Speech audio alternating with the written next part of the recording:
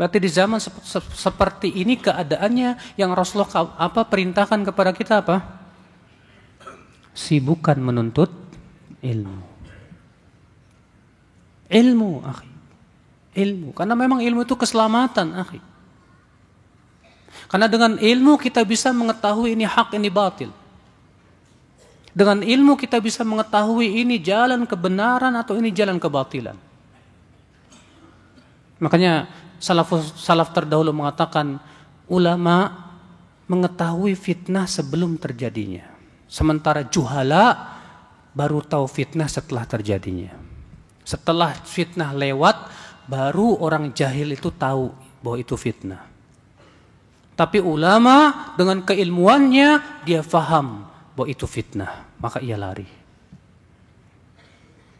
Maka dengan ilmu akal Islam azani Allah wa yakum kita bisa menentukan sikap yang benar ketika terjadi fitnah. Karena tanpa ilmu, akhi, yang berbicara apa coba? Semangat.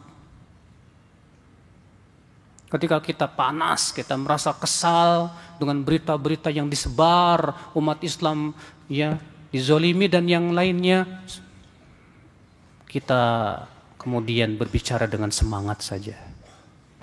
Padahal kata Syekh Utsaimin rahimahullah, al-awatif kal-awasif. Hanya sebatas semangat saja bagaikan angin ribut. Gak cukup. Untuk menghadapi dan menyikapi fitnah-fitnah yang ada di zaman sekarang itu harus dengan ilmu, akhi. Dan aneh di zaman sekarang orang yang menuntut ilmu itu katanya gak punya aksi. Kamu ngapain sih menuntut ilmu terus, kapan aksinya? Jadi mereka menganggap menuntut ilmu itu bukan aksi. Aksi itu turun ke jalan-jalan, demo dan yang lainnya. Kita katakan, ya akhi, menuntut ilmu itu aksi yang paling besar. Karena kalau kamu menuntut ilmu, kamu akan membela agama kamu. Agama kita ini dasarnya apa? Al-Quran dan hadis Nabi SAW. Itu modal Islam.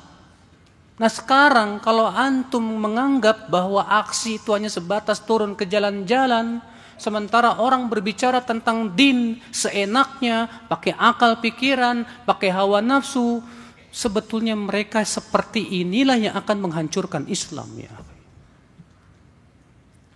Hancurnya Islam oleh siapa, ya akhi? Munafiqun alimul lisan, kata Rasulullah. Orang munafik yang pandai berbicara. Makanya Rasulullah SAW mengatakan apa? Inna mimma akhafu alaikum, di antara perkara yang aku khawatirkan atas kalian wahai umatku, munafiqun alimul lisan. Munafik yang pandai apa? Berbicara. Dalam hadis yang lain, a'immatun mudhillun, yang aku khawatirkan atas kalian hai umatku, pemimpin-pemimpin yang menyesatkan. Pemimpin-pemimpin agama yang menyesatkan, saudaraku sekalian.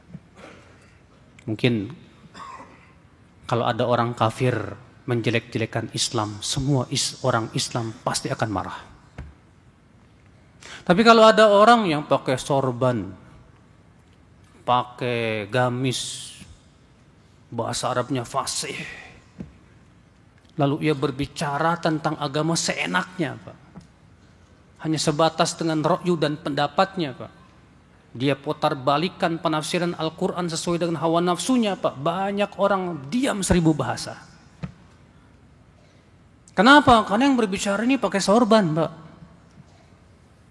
Dan subhanallah banyak syabab, banyak pemuda-pemuda yang dangkal ilmunya terkadang terpengaruh oleh seperti itu.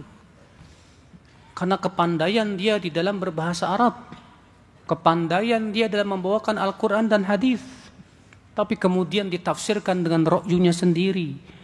Ini bahaya, akhi. Ini bisa merusak Islam, ya akhi.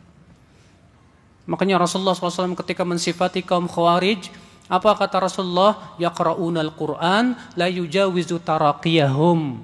Mereka membaca Al-Quran tapi tidak sampai ke kerongkongannya. Apa maksudnya dalam riwayat Abu Daud? Artinya yahsabuna annahu lahum wa huwa alaihim. Mereka mengira bahwa Al-Quran mendukung pendapat mereka, padahal Al-Quran tidak mendukung sama sekali. Kenapa? Saking dangkalnya pemahaman mereka. Akhi, di zaman sekarang, akhi, berapa banyak pemuda-pemuda yang sangat mudah tertipu oleh orang yang pandai membawakan Quran dan hadis Nabi sallallahu alaihi wasallam. Tanpa melihat apakah pemahamannya sesuai dengan pemahaman para sahabat atau tidak.